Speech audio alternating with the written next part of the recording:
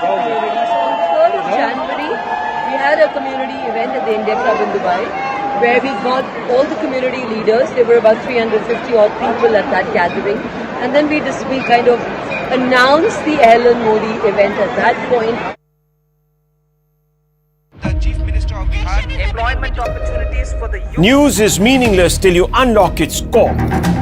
At the core is the crux. I think this is the reason behind it. Watch Crux of the Matter to stay informed with me, Rahul Shivshankar.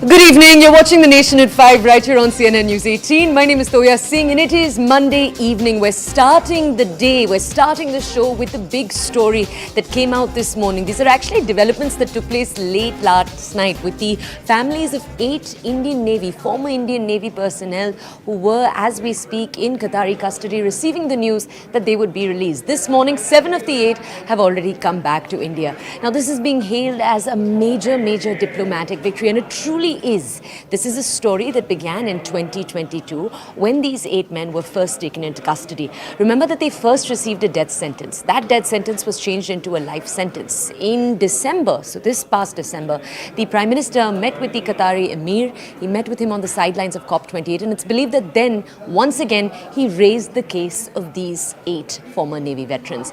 Now, it's important to bring you this fact because just a few days after that, we're now receiving the news that after originally receiving a death sentence, that being changed to a life sentence, they've now been released. Now, these were alleged charges that we're going to talk a little bit more about on the show. First, we're just going to play out different reactions for you on the story. Then we'll take a deeper dive into why they were taken into custody in the first place and what it's taken to see this day. खुशी हो रही है कि वापस India पहुंच गए हम safe and sound और definitely honourable prime minister Shri Modi को धन्यवाद करना चाहेंगे कि उनके पर्सनल इंटरवेंशन से ये पॉसिबल हुआ। ये वाले दिन का हम बहुत दिनों से वेट कर रहे थे और प्राइम मिनिस्टर मोदी और उनका पर्सनल इंटरवेंशन, उनका इंटरेक्शन, और एक और मौका लेना चाहता हूँ कि थैंक करूँगा एमीर को कतर के, जिनके उनके इंटरेक्शन के कारण आज हम यहाँ खड़े हैं। We have waited almost 18 months to be back in India. We are extremely grateful to the Honorable Prime Minister, Shri Narendra Modi ji. It certainly wouldn't have been possible without his personal intervention and that equation with the Emir of Qatar. I think we are grateful to the Government of India, the bottom of our heart, for the every effort that has been made, and this day wouldn't have been possible without it. We are grateful for their return. We are gratified on their return. We deeply appreciate the decision of the Qatari government and the Emir to release them. We are happy to have 7 of those Indian nationals back. 8th Indian national has also been released, and we continue to work with the Qatar government to see how quickly his return to India would be possible. Big diplomatic victory for the country. 7 of our people has come back this morning. How do you see this? All I can say is I'm grateful to the Honorable Prime Minister, whose personal intervention made all the difference, and also thankful to the Emir of Qatar, who reversed the decision. And when Indians have come back, I'm sure there's a smile on every Indian's face. Every Indian is happy and satisfied, including you. Very difficult period of 18 months, not only for those people who were there behind the bars, but for us as well. How was the diplomatic dialogues were taking place? How it happened? So I can say there were many moments of crest and turfs throughout, but Prime Minister's intervention helped and gave us lot more confidence, and we can see the result. There was a time when opposition parties were coming hard at you, saying that our people are there in Qatar, nothing is happening. But today we are seeing some of them, like Jairam, Ramesh and others, they are welcoming this development. All I can say is that when it comes to foreign relations and working with foreign countries, all Indians will do well to stand together on such matters. Okay, let's go over to our colleague Abhishek Jha to get more details. Abhishek is actually joining us from outside the Ministry of External Affairs. Let's go over to him. Abhishek, tell our audiences, this is actually a story that began in August 2022, so a year and a half ago. This is when we first heard that the 8 men had been taken into custody. Since then, each of the turns of this story have been closely followed by Indian media, especially initially when a death sentence was first pronounced. Can you tell our audiences a little bit more about the backdoor negotiations, the conversations that have taken place between Qatar and India, because these are two countries with a very, very strong diplomatic relationship. The fact that Qatar even then went ahead and pronounced that death sentence, even that means something. It speaks to the seriousness of the case. Can you tell us more? Well, Toya, the case has been very sensitive and we have very little information officially out of what the press releases of Qatar or India has said, and that says only that these 8 Navy veterans were put in the jail of Qatar, and thereafter a prolonged hearing about 18 months of them being in jail. Now they are being released. There were some serious charges, allegations. Those charges are said to be anti-national interest of Qatar. These officials or these Navy veterans, we know that they were involved in training, imparting some skills to the Qatar's naval forces, and they were working on some submarine project in Qatar. So of course they were handling some very serious issues, and them being in jail was a serious concern for Indian government also. And we have seen in the last 18 months there have been multiple back channel talks, multiple ways that India has tried to explore to ensure that first they get consular access, second they get a better treatment in jail, and third they get a chance to meet their family members. So these 3 things, they did take their own time, and initial months of these Navy veterans were very torturous in the jail. They were put in solitary confinements, but gradually Indian diplomacy were able to have them moved from solitary confinement. Then gradually they got consular access also. Then frequent meeting with their family members were also ensured. What happened in the month of December, there was this annual pardoning by the Qatar's Emir, which happens every year, and many of the family members were expecting that probably these 8 Navy veterans' name would also be included in that. Unfortunately, that was not the case, and that was also kind of hopelessness for the family members, whether they will be allowed to be returned home safely.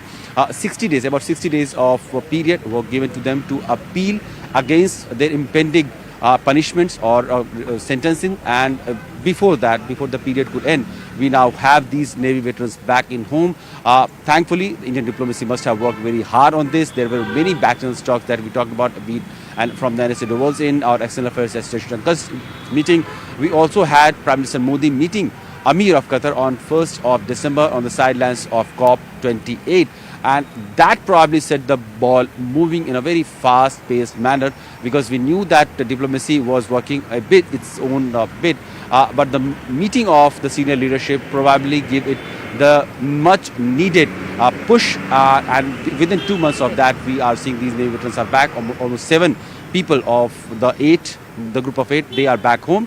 One is still in Qatar, and probably some documentation and paperwork are pending there, and after that he will also be back in Delhi. He has been officially released in Qatar. Right, the one person who is remaining was the one facing the most serious charges, 25 years of lifetime imprisonment. We'll talk a little bit more about him and this story in a little while. Can I ask you, Abhishek, to stay with us? Let's play out for our audiences different reactions to the story that continue to come in. We'll go back to you, Abhishek, in just a second. प्रधानमंत्री नरेंद्र मोदी जी के नेतृत्व में प्रधानमंत्री जी ने एक बार नहीं लेकिन बारंबार दिखाया है कि उनके कार्यकाल में वे केवल प्रधानमंत्री नहीं हैं, वे प्रधान सेवक हैं। केवल देश के अंदर 140 करोड़ भारतीयों के प्रति नहीं, लेकिन देश के बाहर 25 करोड़ भारतीय के प्रति भी, या 2.5 करोड़ भारतीय के प्रति भी, जो 110 देशों में अपना जीवन यापन कर रहे हैं। Okay, we're now going to bring you more context into all of these developments. Tara Karta, a former diplomat, joins us right now. She's also an expert, obviously, in international relations. Ma'am, thank you for joining us this evening on CNN News 18. Ma'am, first, if you could tell me, am I correct in telling our audiences that the case itself, the fact that this case involved retired servicemen that were Indian, A, and B, that these were charges of espionage and not murder or narcotics, and a death sentence was concerned. In these ways, was this an unprecedented case? Could you tell us there the answer? And also, could you tell us more about what you think were the backroom chats that could have led to this?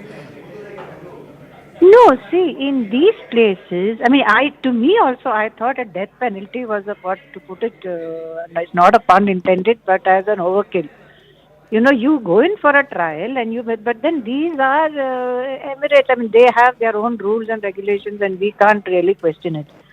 I know that the MEA has been in touch from day one and they've tried their best to get these, and it took a very long time, which is, well, it's unfortunate that it took so long, given that, we have good relations with them. And Qatar has good relations with even the Taliban. So, so they have a certain standing in their area. So, at that time, people were saying that, no, this is to do with other contexts.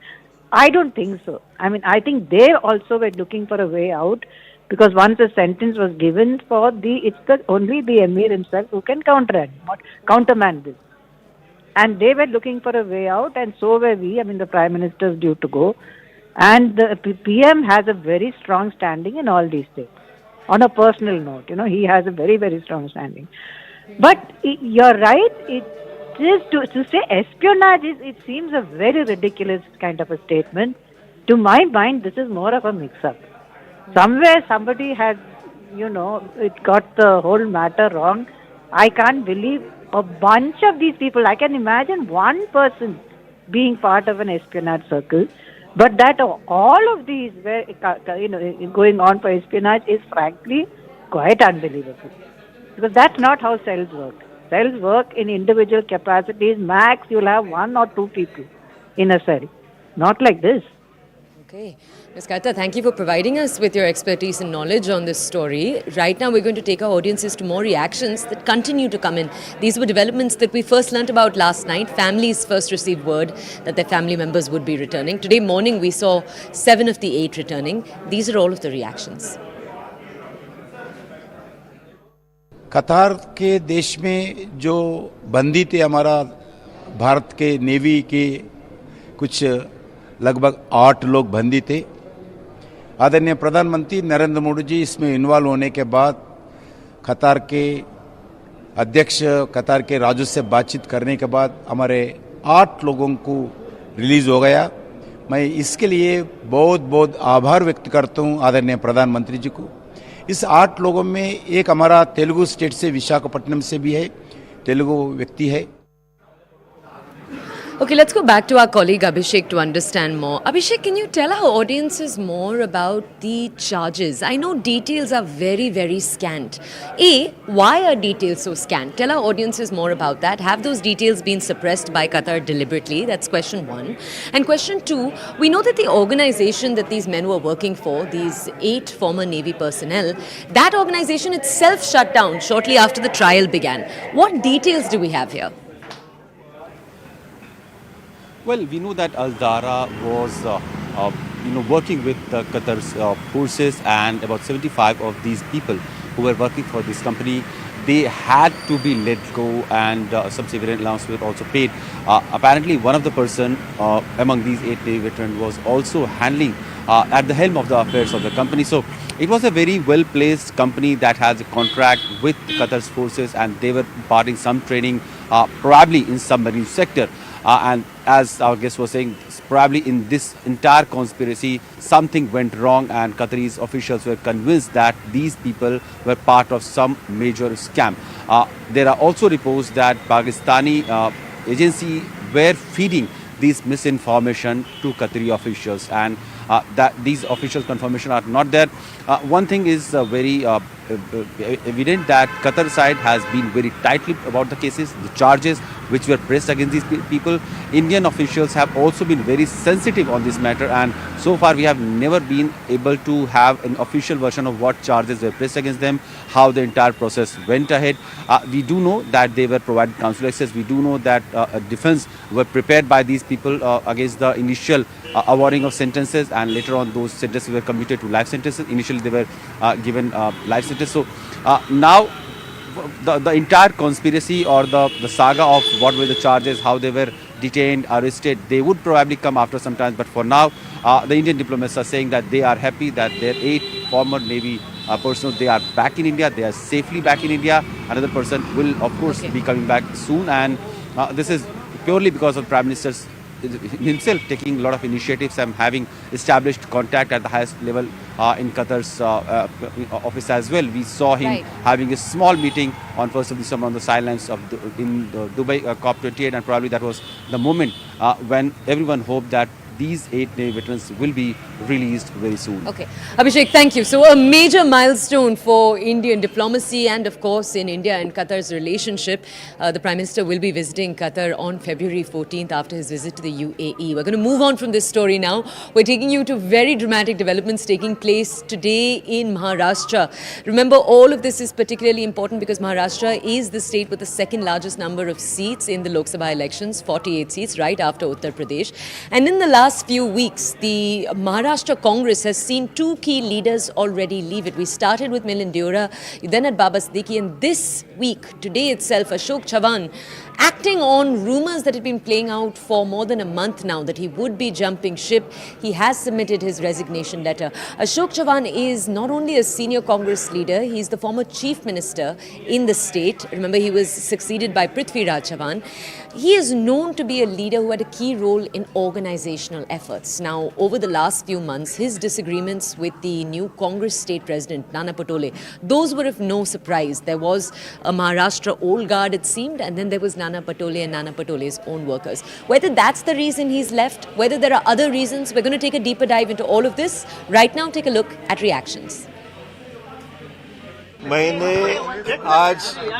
मैंने आज Congress party के assembly के membership से मेरी legislature मैं Congress party से चुनकर आया हूं एज ए एमएलए।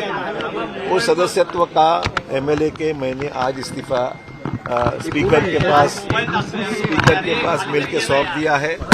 उसके बाद में मैंने आज कांग्रेस वर्किंग कमेटी, कांग्रेस की प्राइमरी मेंबरशिप और हमारे जो लेजिस्लेचर पार्टी है उसका भी इस्तीफा मैंने आज पार्टी को सुपुर्द किया है। इसलिए मैंने आज पूरी तरीके से कांग्रेस पार्टी से मेरा जो भी इन्वॉल्वमेंट था वो क्यों मजबूर होना पड़ा था? कोई मजबूरी की कोई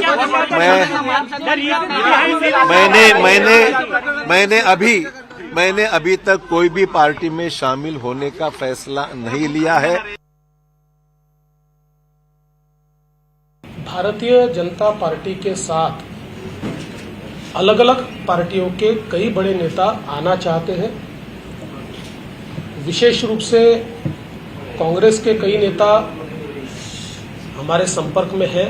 प्रधानमंत्री मोदी जी के नेतृत्व में जिस प्रकार से भारत लगातार प्रगति कर रहा है, इसको देखते हुए कई नेताओं को ये लगता है कि हमने देश की मुख्य धारा में काम करना चाहिए, जनता के लिए काम करना चाहिए। इसलिए कई लोग हमारे संपर्क में हैं। अब कौन कौन हमारे संपर्क में है इसका खुलासा धीरे धीरे आपको होगा। तो मेरा आपको इतना ही कहना है, आगे आगे देखिए होता है क्या।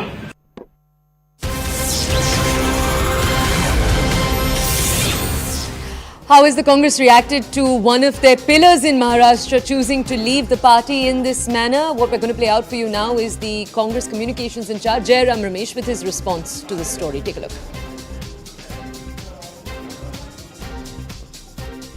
मैं ज़रूर ये कहूँगा, जब कोई हमारे मित्र और हमारे जो साथी रहे हैं, सहयोगी रहे हैं, वो पार्टी छोड़कर चले जाते हैं और जब पार्टी ने उनको अपनी काबिलियत से भी ऊपर हटकर ज़्यादा कुछ दिया है तो अफसोस होता है, उदासी होती है, मायूसी होती है। पर ये साफ हो गया है कि जो एक विशेष वॉशिंग मशीन चलता है हमारे देश में वो बहुत प्रभावशाली है और विचारधारा से निष्ठा और जो व्यक्तिगत वफादारी लॉयल्टी पर्सनल लॉयल्टी होती है उसे भी ऊपर हटकर ये एक विशेष वॉशिंग मशीन का प्रभाव होता है। पर मैं ये भी कहना चाहता हूँ कि कुछ लोग इस भ्रम में नहीं रहना चाहिए कि उनके जाने से कांग्रेस टूट जाता है। Okay, let's go over to our colleague Yasha to understand more. Yasha, right now we heard Jairam Ramesh bringing up the washing machine jibe. This is a jibe that we've seen parties in the south in particular also make. Essentially, they're saying that the moment you join the BJP, the charges against you, either in the ED or the CBI, those charges get dropped. Now, this is something a number of Congress leaders have actually said today. Manikam Tagore joined us earlier in the day today. He also pointed to the ED allegations against Chavan. Just tell our audiences, what are the ED allegations? Because they did. This is the same case that made him step down when he was chief minister a few years ago. Tell our audiences more about the charges first, please, Yasha. So yes, in fact, this very case that they speak of refers to the Adarsh housing scam. In fact, like you've rightly mentioned, because of the Adarsh housing society, which was in suburbs, it was a high-profile society which was formed, which was supposed to go in to the defense veterans, but it was eventually found out that Ashok Chauhan had his name in this. In fact, today there were several opposition leaders who mentioned the name of Adarsh scam being mentioned in the white paper, which is where they said that there was an indirect jibe that was taken on this Adarsh scam. However, here when we speak of Ashok Chauhan, various opposition leaders have today in fact come out and open and have spoken about this and referred to this washing machine jibe, and very much this is not the first instance where this jibe has been mentioned for a leader who is looking forward to join BJP, but this was something that was mentioned for several other leaders when it comes to those who had gone with Eknath Shinde during the MEA government, and also after that for the NCP leaders who joined Ajit Pawar camp. In fact, when the Ajit Pawar faction had joined the ruling faction, it was said that all of these leaders they had their cases against ED and CBI, which is why they were joining them. And repeatedly, most of the opposition leaders end up mentioning about how after joining the ruling government, why is it that there are no summons or no... Yasha, we do need to cut away from you for just a second. Mumbai Bureau Chief Vinay Deshpande is bringing us an interview. Vinay, over to you. Well, yes, Toya, I have with me Babasaheb Thorat, the CLP leader of Congress. Please tell us, आज जो resignation हुआ है कितना बड़ा झटका है कांग्रेस के लिए, और कांग्रेस अब क्या करेगी अपने एमएलएस को इकट्ठा रखने के लिए? नहीं, कांग्रेस के लिए तो वो झटका है, मैं भी कबूल करता हूँ कि ऐसे कि वो हमारे लीडर थे, बड़े लीडर थे, वरिष्ठ नेता थे, पहले सीएम भी रहे थे, उनके पिताजी भी सीएम रहे थे, तो हम तो वो जो है उसमें काम करेंगे। कांग्रेस वाले नए लोग आ जाएंगे, कांग्रेस फिर खड़े रहेगी, पूरे दम से खड़े रहेगी, उसका प्रॉब्लम नहीं है। लेकिन इनका जाना हमारे लिए बहुत दुखी करके गया है और महाराष्ट्र की जनता भी उस पर खुश नहीं रहेगी। लेकिन कल तक अशोक चव्हाण जो है एमवीए की मीटिंग्स का हिस्सा थे, स्ट्रेटेजीज के प्लान्स का हिस्सा थे, कल शाम तक आप लोग इकट्ठे बैठे थे, क्या आपको कुछ भी आइडिया था? नहीं, बिल्कुल आइडिया नहीं था। कुछ रूमर आती थी तो हमें रूमर ही लगती थी, वो ऐसा वो करेंगे, ऐसा बिल्कुल लगता नहीं था। क्या उनसे बात हुई थी आपकी कि आपके बारे में ऐसी चर्चाएं हो रही है? नहीं, कोई जरूरत नहीं थी ना, वो तो कल शाम तक हमारे साथ काम ही कर रहे थे, तो ऐसा बात करने की क्या जरूरत नहीं थी। बासाहब थोरात जी, सिर्फ अशोक चव्हाण ही नहीं, आप कहा जा रहा है कि ये तो बस शुरुआत है, पहले मिलिंद देवरा गए, फिर बाबा सिद्दीकी गए, अब अशोक चव्हाण गए, इसके बाद कहा जा रहा है कि कम से कम 8 से 10 एमएलएस अब कांग्रेस से जाने की फिराक में है। मुझे लगता नहीं इतने सारे जाएंगे, क्योंकि अशोक राव जी के प्रभाव में जो है उनके बारे में भी हम बात कर रहे हैं, तो वो भी बोल रहे हैं कि हम नहीं जाएंगे, तो ऐसा कुछ नहीं है। मुझे लगता है कि हमारा बाकी लोग ठीक से रहेंगे और कांग्रेस इंटैक्ट रहेगी, इलेक्शन में अच्छे काम करेगी। इससे राज्यसभा इलेक्शंस पे क्या असर होगा? अभी देखते हैं कि अभी वो जो उसका नंबर होता है उस पर क्या असर पड़ते हैं, वो देख के हम सोचेंगे। एक आखिरी सवाल, कल क्या कोई बैठक बुलाई है आपने? कौन कौन रहेगा, कितने बजे रहेगा, क्या सब एमएलए के साथ आपका संपर्क हो चुका है? नहीं, हमारे एमएलए लोग जो आने वाले 14 तारीख के शाम को आने वाले हैं, 15 तारीख को सुबह आने वाले हैं कि नॉमिनेशन हमें करना है। कल हम जो वरिष्ठ नेता है महाराष्ट्र की कांग्रेस के, वो साथ में बैठने वाले हैं 2 बजे गांधी भवन में। Thank you. So this was Babasaheb Thorat speaking to CNN News 18, giving information about how they are in touch with other party leaders as well, and that they are currently all,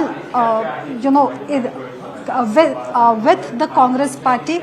We will also try and get in a word from Amin Patel. Remember, his name has also been doing rounds. Amin Patel जी, काफी सारे नाम हैं जो चर्चा में हैं। एक नाम आपका भी चल रहा था कुछ दिनों पहले तक। आपका क्या स्टैंड है अभी, आप नेशनल टीवी पे बताइए। I was in Congress, I'm in Congress and I will remain with Congress. I just attended the meeting with Babasaheb Thorat and Prithviraj Chavan. We had a long discussion, we are talking to MLA. We are trying to keep the flock together. I can say you 100% on national TV, I was in Congress, I'm in Congress, I will remain with Congress. Amin Patel ji, how big a shock is it for the Congress? How big a jolt is it that a senior leader, a former chief minister like Ashok Chavan is not with the Congress anymore? There are speculations that he will join the BJP in the presence of Amit Shah on the 15th of this month when Amit Shah comes to Aurangabad. How do you look at these? Definitely it's a big jolt. He was the ex-chief minister, his father was the ex-chief minister, his father was the central minister. Definitely a big jolt for Congress, but Congress will stand up, Congress will fight, and MEA in Maharashtra will fight this election in a big way.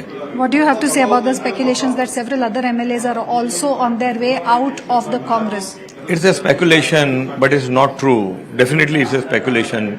We'll see. We are trying to talk with all the MLAs. We are calling a meeting of all the MLAs and we'll try to keep the flock together. When is that meeting and how many MLAs have you been able to get in touch with? We all are trying to get in touch with MLAs. Most of the MLAs are in touch with us, and basically the meeting will be on 14th evening.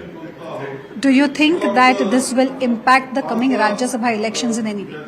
I don't think so. We have the numbers for the Rajya Sabha election.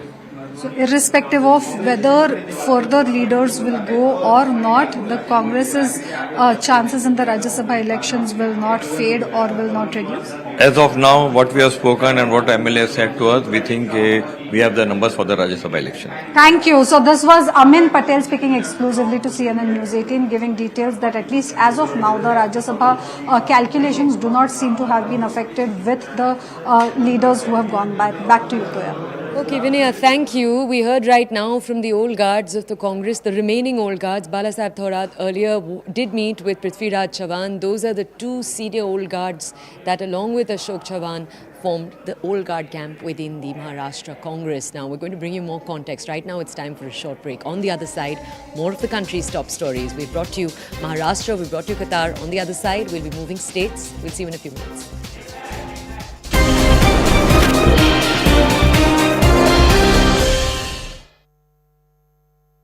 Friends. All of them have been released and 7 of them have already arrived in Delhi. Definitely, Abhishek, and it's a big example of the relationship that India and Amirs of Qatar actually share at the moment. Have you received any, reaction coming in from the government of India thanking maybe Qatar for releasing all these Navy personnel? Well, the government of India has released a very small press statement that says that 7 out of 8 have already arrived in Delhi, and they have said that we appreciate the decision by the Amir of State of the Qatar to enable the release and homecoming of these nations. So clearly, kind of thanking the State of Qatar for releasing all these Indian nations who were in the jail of Qatar, and it's this kind of big achievement because we know that these, especially these Muslim countries, they need some very high-level negotiations to have such sentences, such life sentences, be reduced or them being released. So it needed highest level intervention, and most likely Prime Minister Modi himself was involved in this entire negotiations as to how these Navy veterans will be possibly released and safely brought back home. We have already seen in the last few years, many times Indian nationals, whoever have been trapped in wherever, in whichever part of the world, Indian government has tried to bring them home safely, be it the evacuation in Yemen or in Russia-Ukraine war, or we have seen happening in Sudan also. where this conflict has ridden. So, Indian government has always taken care of all these people who have been struck in whichever part of the world, and this is another example where these 8 Navy veterans who were a part of some, some legal hassle, and they were awarded life sentences also. They have now been released. All of them, 8 of them have been released. 7 of them have already arrived in Delhi. And when can we tentatively expect the eighth one to come back home also, Abhishek? Well, there has not been any possible deadline, but we do understand that as soon as those documentation process will be over, the 8th person will also be here in Delhi. Definitely, Abhishek. Thank you so much for bringing us all those crucial about that good news as far as the relationship between India and Qatar is concerned. Well, it's about a huge diplomatic victory for India. The 8 former Indian Navy personnel detained in Qatar have been released by Qatar court. We are learning that 7 out of them have returned home already. The government of India has welcomed the release of these Navy veterans. 7 out of the 8, ladies and gentlemen, have returned to India and have been welcomed by our government as well. Take a look at some of the reactions that we have received from ground. खुशी हो रही है कि वापस India पहुंच गए हम safe and sound और definitely honourable prime minister Shri Modi को धन्यवाद करना चाहेंगे कि उनके पर्सनल इंटरवेंशन से ये पॉसिबल हुआ। ये वाले दिन का हम बहुत दिनों से वेट कर रहे थे और प्राइम मिनिस्टर मोदी और उनका पर्सनल इंटरवेंशन, उनका इंटरेक्शन, और एक और मौका लेना चाहता हूं कि थैंक करूंगा अमीर को कतर के, जिनके उनके इंटरेक्शन के कारण आज हम यहां खड़े हैं। We have waited almost 18 months to be back in India. We are extremely grateful to the Honorable Prime Minister Sri Narendra Modi ji. It certainly wouldn't have been possible without his personal intervention and that equation with the Emir of Qatar. I think we are grateful to the government of India, the bottom of our heart, for the every effort that has been made, and this day wouldn't have been possible without it. CNN News 18's Abhishek Jha is joining us live on the broadcast, who has been tracking this story very, very closely. Abhishek, it's a very good step that has been taken. People are actually congratulating Prime Minister Modi and his diplomatic relationship with Qatar as well. But my question to you is about that 8th person, because we are learning that only 7 out of 8 have returned home. What about the 8th one? It's some diplomatic or documentation work that is pending, and that is why, because the one of the person has not returned. But the good news and the huge diplomatic achievement for India's diplomats from both in Delhi and Qatar is that these 8 Navy veterans who have been languishing in jail of Qatar for about 18 months and who were sentenced already, now they have been released, and all of them will be in Delhi very soon. 7 of them have already arrived, and they have. We just heard them thanking Indian government and the diplomatic outreach to the Qatar Amir. We have all seen how during the COP summit, Prime Minister Modi had a small interaction with the Emir of Qatar as well. And the kind of relationship India has had with Qatar that has clearly helped achieve this major, achievement, where 8 Indian Navy veterans were under the in Qatar's jail, and there were some serious charges against them also that had resulted in some of them with a harsher punishment. But now we know that all of them have arrived, all of them have been released, and 7 of them have already arrived in Delhi. Definitely, Abhishek, and it's a big example of the relationship that India and Amirs of Qatar actually share at the moment. Have you received any, reaction coming in from the government of India thanking maybe Qatar for releasing all these Navy personnel? Well, the government of India has released a very small press statement that says that 7 out of 8 have already arrived in Delhi, and they have said that we appreciate the decision by the Amir of State of the Qatar to enable the release and homecoming of these nations. So clearly, kind of thanking State of Qatar for releasing all these Indian nations who were in the jail of Qatar, and it's this kind of big achievement because we know that these, especially these Muslim countries, they need some very high-level negotiations to have such sentences, such life sentences, be reduced or them being released. So it needed highest level intervention, and most likely Prime Minister Modi himself was involved in this entire negotiations as to how these Navy veterans will be possibly released and safely brought back home. We have already seen in the last few years many times Indian nationals whoever have been trapped in wherever, in whichever part of the world. Indian government has tried to bring them home safely, be it the evacuation in Yemen or in Russia-Ukraine war, or we have seen happening in Sudan also, where this conflict has risen. So, Indian government has always taken care of all these people who have been struck in whichever part of the world, and this is another example where these 8 Navy veterans who were a part of some, some legal hassle and they were awarded life sentences also. They have now been released. All of them, 8 of them have been released. 7 of them have already arrived.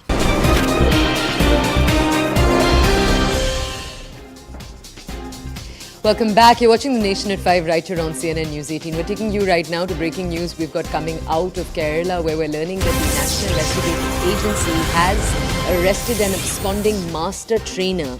This may be a master weapons trainer. We'll bring you more details in just a second. He belongs to the banned PFI, the Popular Front of India outfit. We're going to bring you more details, but all of these developments have taken place in Kannur. The accused is identified as Jafar Bhiman Davida, and we'll bring you more details about him. But he's been on the run in a PFI Kerala case that authorities have been investigating over the last few months. Now, he has been tracked down, as we said, in Kannur. Now, this is by the NIA Fugitive Tracking Agency and the ATS. My colleague Neetu Kumar has joined us to bring us more details on this. Let's just go over to her to understand more. Neetu, first, if you could tell us why the NIA was pursuing Jafar in the first place, and just clarify for us what exactly his position was within the PFI. See, what we are understanding from the NIA is that on Monday they arrested an absconding trainer of the band. They called him a master trainer of the band Popular Front of India from his house in Kannur district in Kerala itself. So the accused has been identified as Jafar Bhiman Davida and was on the run in a PFI case registered in 2022 relating to a conspiracy by the organization to establish an Islamic rule in India by 2047. What we understand is that he was eventually tracked down to his house in Kannur by the NIA Fugitive Tracking Team and the ATS Kerala. And that is how they have made the arrest. He is the 59th accused to be arrested in this case, in which NIA has so far charge-sheeted about 60 persons. Okay, Neetu, thank you for bringing us those details. We're going to quickly move on to a different story right now. This is a story we continue to keep a track on. We're going to take you now to West Bengal, where much drama has unfolded this morning itself in the session of the assembly that, as we speak, is going on. BJP legislators were suspended for the rest of the session. Now, exactly why did this take place? Over the last few days, you might remember, temperatures have remained particularly high in the Sandeshkhali district of West Bengal. In January, the central agencies sent their officials to Sandeshkhali. They were surrounded by locals. Over the weekend, separate reports emerged, though temperatures very much remain high in Sandeshkhali. Women, locals, protested. They protested in a few different areas against TMC leaders. They said that TMC leaders had been running a illegal land grabbing racket. Now, this morning the BJP has also, and just a few hours ago they've reasserted this claim. They're saying that locals were being harassed, particularly local women were being harassed by TMC leaders. Now, our reporter on the ground has denied any reports of sexual harassment. She has, however, said though that villagers that she spoke to did say that harassment was taking place. We'll bring you more details on this entire story. Right now, first, reactions. Hindu नरसंहार पर सौदा कर ममता बंदोपाध्याय अपना सत्ता का साम्राज्य चला रही है, तो हम सब जानते हैं। घर घर जाकर ममता के गुंडे अब छोटी उम्र के हिंदू परिवार की बहुओं को उठवाकर उनका बलात्कार हो रहा है, उस पर ना कुछ कहती हैं और कहने वालों को विधानसभा से सस्पेंड करा देती हैं। ये अंधा राज चल रहा है। इन महिलाओं के अगर वक्तव्य को आप बांग्ला में सुने तो उनका ये कहना है कि विशेष रूप से हिंदू परिवारों में आकर महिलाओं को टीएमसी के गुंडे चिन्हित करके जाते। Governor has gone there and the woman out there, they fell in his knees and they said that they want CRPF. Report started from Raj Bhavan.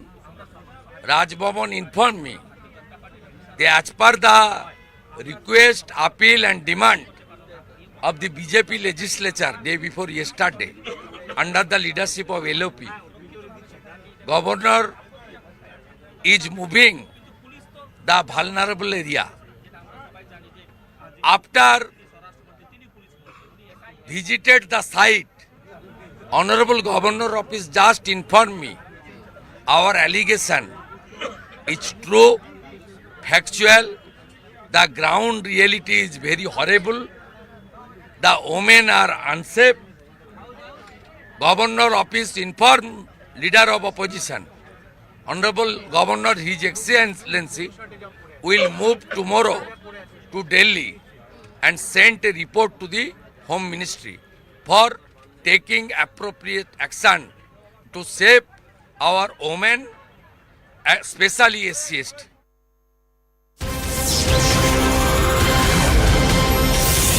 Okay, we're taking you from West Bengal now to news coming in from Pakistan. We're shifting focus. This is an update on the elections. You might remember elections took place in Pakistan a few days ago, and as election votes were counted, candidates associated to the PTI, remember they had to run on independence symbols, so independent candidates who were associated to Pakistan Tehreek-e-Insaf, which is the former Prime Minister of Pakistan Imran Khan's party, they were very much in the lead. Second, you had PMLN, and after that, trailing those two parties, you had the PPP.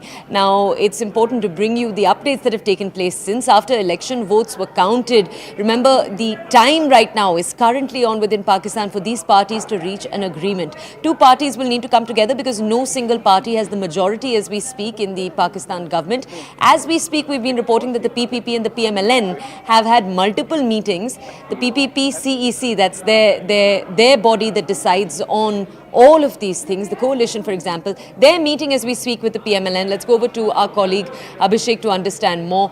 Abhishek, as the former Prime Minister of Pakistan, Imran Khan, remains in jail, these two parties that came second and third, currently undertaking these discussions, what's on the table? Well, they are in negotiations within themselves also, and also for the negotiation for the coalition. We know that PMLN and PPP, they are most likely going to form a coalition government, but they do want to bring together other smaller parties also. There are probably talks with JUIF also, PMLQ also, and MQM also, which has some reasonably good number of lawmakers for the National Assembly. And if the talks are heading to a positive direction, most likely this coalition government with multiple parties will be there. Now, the only question is who will become what, who will become president, who will become Senate Speaker, who will become a Prime Minister, and who all will have key portfolios in the upcoming government. So probably those are the crucial part of negotiation that are still going on. And very soon, in all likelihood, we can say a PMLN and a PPP-led coalition government will be placed in Pakistan. However, the independent backed by PTI, which happens to be the largest winning bloc also in this National Assembly election, they continue to protest and they continue to demand the investigation in all the rigging they accuse have taken place during the polling and also during the counting of votes. Abhishek, thank you for that update. We'll track developments coming in from Pakistan. Right now, it's time for a short break. On the other side, more of the country's top stories. This is The Nation at 5.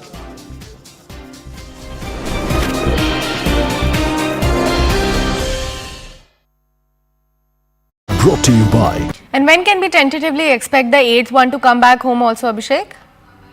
Well, there has not been any possible deadline, but we do understand that as soon as those documentation process will be over, the 8th person will also be here in Delhi. Definitely, Abhishek. Thank you so much for bringing us all those crucial about that good news as far as the relationship between India and Qatar is concerned. Well, it's about a huge diplomatic victory for India. The 8 former Indian Navy personnel detained in Qatar have been released by Qatar court. We are learning that 7 out of them have returned home already. The government of India has welcomed the release of these Navy veterans. 7 out of the 8, ladies and gentlemen, have returned to India and have been welcomed by our government as well. Take a look at some of the reactions that we have received from ground. खुशी हो रही है कि वापस India पहुंच गए हम safe and sound और definitely honourable prime minister Shri Modi को धन्यवाद करना चाहेंगे कि उनके पर्सनल इंटरवेंशन से ये पॉसिबल हुआ. ये वाले दिन का हम बहुत दिनों से वेट कर रहे थे और प्राइम मिनिस्टर मोदी और उनका पर्सनल इंटरवेंशन, उनका इंटरेक्शन, और एक और मौका लेना चाहता हूं कि थैंक करूंगा अमीर को कतर के, जिनके उनके इंटरेक्शन के कारण आज हम यहाँ खड़े हैं. We have waited almost 18 months to be back in India. We are extremely grateful to the Honorable Prime Minister, Sri Narendra Modi ji. It certainly wouldn't have been possible without his personal intervention and that equation with the Emir of Qatar. I think we are grateful to the Government of India, from the bottom of our heart, for the every effort that has been made, and this day wouldn't have been possible without it. CNN News 18's Abhishek Jha is joining us live on the broadcast, who has been tracking this story very, very closely. Abhishek, it's a very good step that has been taken. People are actually congratulating Prime Minister Modi and his diplomatic relationship with Qatar as well. But my question to you is about that 8th person, because we are learning that only 7 out of 8 have returned home. What about the 8th one? It's some diplomatic or documentation work that is pending, and that is why, because the one of the person has not returned. But the good news and the huge diplomatic achievement for India's diplomats from both in Delhi and Qatar is that these 8 Navy veterans who have been languishing in jail of Qatar for about 18 months and who were sentenced already, now they have been released, and all of them will be in Delhi very soon. 7 of them have already arrived, and they have we just heard them thanking Indian government and the diplomatic outreach to the Qatar's Amir. We have all seen how during the COP summit, Prime Minister Modi had a small interaction with the Emir of Qatar as well. And the kind of relationship India has had with Qatar that has clearly helped achieve this major, achievement, where 8 Indian Navy veterans were under the Qatar's, in Qatar's jail, and there were some serious charges against them also that had, resulted in some of them, with a harsher punishment. But now we know that all of them have arrived, all of them have been released, and 7 of them have already arrived in Delhi. Definitely, Abhishek, and it's a big example of the relationship that India and Amirs of Qatar actually share at the moment. Have you received any, reaction coming in from the government of India thanking maybe Qatar for releasing all these Navy personnel?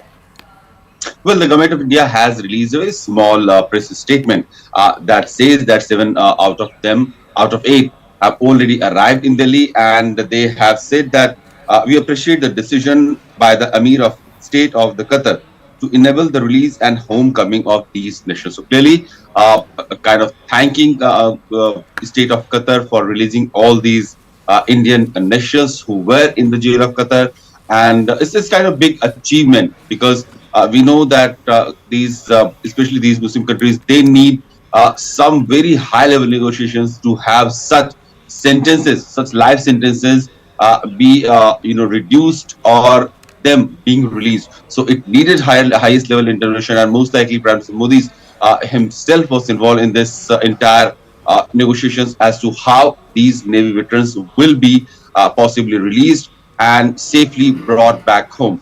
We have already seen in the last few years, many times Indian nationals, whoever have been trapped in wherever, in whichever part of the world, Indian government has tried to bring them home safely, be it the evacuation in Yemen or in Russia-Ukraine war, or we have seen happening in Sudan also, where this conflict has risen. So Indian government has always taken care of all these people who have been struck in whichever part of the world, and this is another example where these 8 Navy veterans who were a part of some, some legal hassle, and they were awarded life sentences also. They have now been released. All of them, 8 of them have been released. 7 of them have already arrived in Delhi. And when can we tentatively expect the 8th one to come back home also, Abhishek? Well, there has not been any possible deadline, but we do understand that as soon as those documentation process will be over, the 8th person will also be here in Delhi. Definitely, Abhishek. Thank you so much for bringing us all those crucial about that good news as far as the relationship between India and Qatar is concerned. Well, it's about a huge diplomatic victory for India. The 8 former Indian Navy personnel detained in Qatar have been released by Qatar court. We are learning that 7 out of them have returned home already. The government of India has welcomed the release of these Navy veterans. 7 out of the 8, ladies and gentlemen, have returned to India and have been welcomed by our government as well. Take a look at some of the reactions that we have received from ground. खुशी हो रही है कि वापस India पहुंच गए हम safe and sound और definitely honourable prime minister Shri Modi को धन्यवाद करना चाहेंगे कि उनके पर्सनल इंटरवेंशन से ये पॉसिबल हुआ। ये वाले दिन का हम बहुत दिनों से वेट कर रहे थे और प्राइम मिनिस्टर मोदी और उनका पर्सनल इंटरवेंशन, उनका इंटरेक्शन, और एक और मौका लेना चाहता हूं कि थैंक करूंगा अमीर को कतर के, जिनके उनके इंटरेक्शन के कारण आज हम यहाँ खड़े हैं। We have waited almost 18 months to be back in India. We are extremely grateful to the Honorable Prime Minister Shri Narendra Modi ji. It certainly wouldn't have been possible without his personal intervention and that equation with the Emir of Qatar. I think we are grateful to the Government of India, from the bottom of our heart, for the every effort that has been made, and this day wouldn't have been possible without it. CNN News 18's Abhishek Jha is joining us live on the broadcast, who has been tracking this story very, very closely. Abhishek, it's a very good step that has been taken. People are actually congratulating Prime Minister Modi and his diplomatic relationship with Qatar as well. But my question to you is about that 8th person, because we are learning that only 7 out of 8 have returned home. What about the 8th one? Welcome back. You're watching The Nation at 5, and we're actually taking you now to stories playing out in the UAE. As we speak, the Prime Minister is about to embark on a 2-day visit to the UAE. The visit itself will be starting tomorrow. He'll also be there on Wednesday, after which, remember, he'll be flying to Qatar. Now, we'll bring you more details on the visit itself. But first, we're focusing on something that's going to be taking place in that visit. During the visit, the Prime Minister will be inaugurating the BAPS temple that is located there. This temple is said to be both the largest and the first Hindu temple in Abu Dhabi. My colleague Siddhant is on the ground. He's bringing us all the voices. Take a look. So viewers, we are inside this grand BAPS temple in Abu Dhabi, and it is grand, huge, and words are not enough to describe the grandeur of this temple. And behind me is Sanctum Sanctorum. The Pran Pratishtha of Bhagwan will take place on 14th of February, when Prime Minister Modi will also be attending the inauguration ceremony. A very grand Sanctum Sanctorum being decorated right now. The last minute final touch preparations are underway. Mitali, talk to me about the Sanctum Sanctorum and also this grand dome, central dome, where we are standing right now. I could see this amazing carvings on the wall. Like he mentioned, we're on the inside of the mandir. You can see that it has been carved with Italian white Carrara marble. Behind us, this is the Garbhagriha. This is where the murtis of Bhagwan Swami Narayan and Akshar Purushottam will be installed. प्राण प्रतिष्ठा यहीं पे होगी. यहाँ पे दूसरी मूर्तियाँ की भी प्राण प्रतिष्ठा होंगी, जैसे राधा कृष्ण, राम सीता जी, शिव पार्वती, जगन्नाथ जी, लॉर्ड अयप्पा, सभी की मूर्तियाँ यहाँ पे 14 फरवरी को प्राण प्रतिष्ठा होने वाली है. Well, this is a cafeteria which is next to the temple, inside the temple complex. Mitali, I've also been told that one is the temple building, and then there is a complex which is being developed. There are cafeteria, and in fact the other buildings that are coming up in the whole of the complex. Talk to us about that. Let's begin with this cafeteria first. It's based on sustainability model. Explain to us and talk to us about that. Absolutely. We wanted to be very, very environment friendly and eco-friendly when we're building this mandir. So this cafeteria, which is called the Orchard, what we have done is all the tables, chairs and everything that you see behind us has been made using the wooden crates. So, the carvings in the mandir, they're very, very delicate. They're carved in India and brought over here, shipped over here in wooden crates so that they don't get damaged. We use these wooden crates to make all the wooden furniture that you see behind us. And so we've recycled all the wood and, made it very, very environment friendly. Wow. So all the wood that came for the construction of the temple is being used here at a cafeteria. Yes, not construction, but actually the wooden crates that were used to protect the carvings. Protect the carvings. Okay. Have been repurposed, and we made the furniture out of that. So we are next to Triveni Sangam, an eye of harmony. This particular corner has been developed and this is right at the entry of the temple, and this also sends out a message and perhaps signifies a lot of things, and in fact sends out the message of peace, harmony, unity. And interestingly, the waters from the river Ganga and Yamuna have been brought in here to develop this place, and in fact the water which is flowing in this pond behind me is from the river Ganga and Yamuna. Am I right, Mithali? Absolutely. The United Arab Emirates is known for its deserts and sand dunes, but it does not have a lot of water bodies. So we wanted to bring a confluence of the United Arab Emirates and India over here. So we've got water from the sacred rivers of India, Ganga and Yamuna, and poured that behind us. And this is hence known as Triveni Sangam because Saraswati is also going to be depicted by illumination of light. And what you can see behind us is also the Eye of Harmony, with harmony written down here in various different languages. So when you come here, you feel a real sense of global harmony. So right now we have just entered the temple. So we'll speak to Mithali. Mithali, what does this place signify? What's the relevance of this place at the entry? I could see this LED behind us, and there's a film going on this LED. And there's also a very strong message, Vasudev Kutumbakam. If my viewers can see, Vasudev Kutumbakam is written. Word is one family. Perhaps that was the message which India gave at the time of G20 summit in New Delhi. That word is one family. Over to you. That's right. This mandir is going to be a symbol of global love, peace and harmony. Let me first tell you how the story of this building this mandir even began.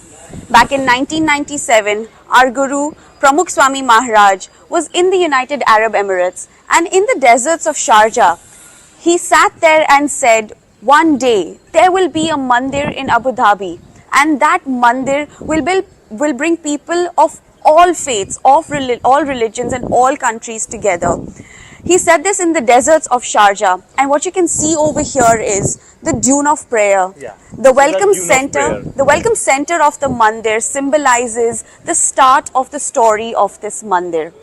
And he said that this will be a place that people of all faiths and all religions will live in harmony. And that's why behind that you see the wall of harmony. It's a beautiful 3D wall, and you can see harmony has been written in so many different languages.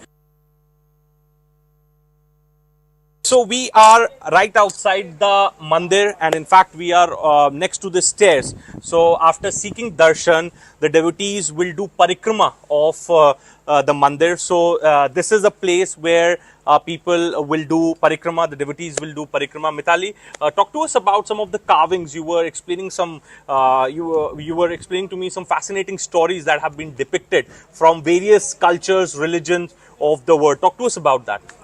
So as you walk across the parikrama, you'll see stories from India as well as stories from different civilizations of the world, because we want this mandir to be a home for people of all countries and a place that symbolizes global harmony. Behind me, you will see carvings from 14 different civilizations, which includes the stories from the Aztec culture, Mayan culture, Chinese culture, stories from the Arabian Peninsula. All of them have been carved over here. You can also see behind me a very special carving. The mandir was the dream and the sankalp of our Guru Pramukh Swami Maharaj. And this mandir was created by Param Pujya Mahant Swami Maharaj. There are also very special carvings on the walls of the temple. Some scenes being depicted from Ramayana, Mahabharata, Shiv Pujan. Talk to us about that. So as you can see, the mandir on the outside is made with pink sandstone from Rajasthan, and on the interior you'll see white Italian Carrara marble. All of this has been very, very intricately carved, and what is very special is it's not just carvings, but each carving has a story to tell. So you'll see carvings from the Ramayana, the Mahabharata, the Shiv Puran, stories of Lord Ayyappa, Bhagwan Swaminarayan, Jagannath Ji. All of these carvings have been incorporated, and there is beautiful stories on the carvings. And it's not just carvings from the stories of India.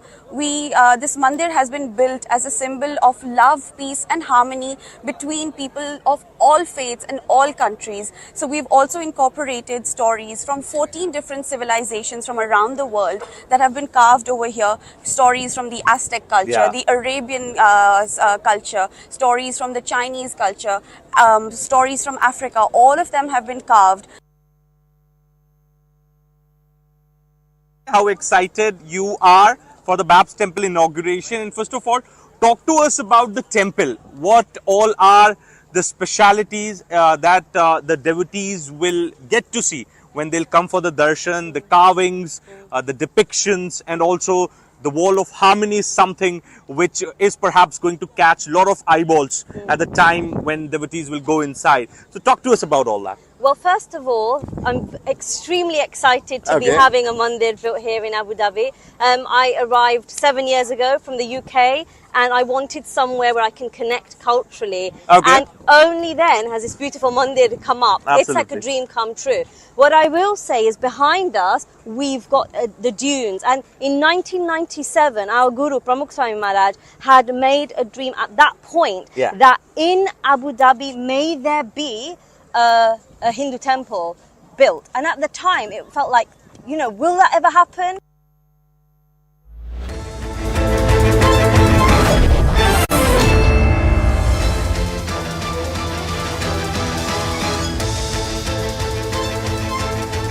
Welcome everyone. Thanks a lot for staying with us. You're watching Plain Speak with me, Shivani Gupta.